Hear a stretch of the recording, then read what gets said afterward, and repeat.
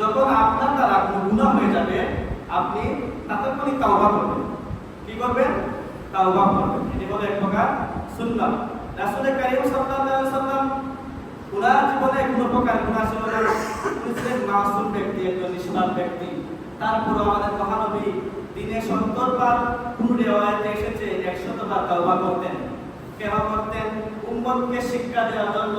রাসূল কারীম সাল্লাল্লাহু আলাইহি ওয়াসাল্লাম নিজেই দৈনিক 70 বার, কোন হাদিসে এসেছে মিআতাল মাররা 100 বার তাওবা করতেন।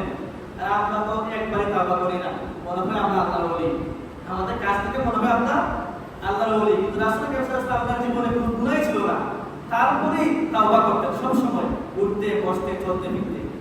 আমাদের আয়েশা বলতেন, আল্লাহর নবী আপনার তো জীবনে কোনো গুনাহ নাই, আপনি এত ইস্তিগফার করেন কেন? রাসূল বলেন যে আমি ইস্তিগফার এজন্য করি যেন আল্লাহ পাক আমার মর্যাদা বৃদ্ধি করে দেন। সুবহানাল্লাহ। এজন্য ইস্তিগফার করলে আল্লাহ পাক আপনার শুধু গুনাহই মাফ করবেন না, আপনার গুনাহ মাফ করবেন, আপনার প্রতি রহমত দান করবেন, আপনার মানসম্মান বাড়িয়ে দিবেন। সুবহানাল্লাহ। এজন্য যখন কোনো গুনাহ হয়ে যাবে আপনার দ্বারা, বা আমরা চলতে ফিরতে অনেক গুনাহ হয়ে যায়, আমরা সব সময় ইস্তিগফার করব, আস্তাগফিরুল্লাহ আস্তাগফিরুল্লাহ। এটি করতে কষ্ট হবে না, ছোট্ট একটি শব্দ আস্তাগফিরুল্লাহ আস্তাগফিরুল্লাহ। আপনি রাস্তা দিয়ে পা রেখে যাচ্ছেন, গাড়ি পাচ্ছেন না, আপনি এক মাইল যাবেন, 2 মাইল যাবেন, আস্তাগফিরুল্লাহ সব পার হয়ে যাবে। আপনার 200, 500 টাকা বা আস্তাগফিরুল্লাহ হয়ে যাবে।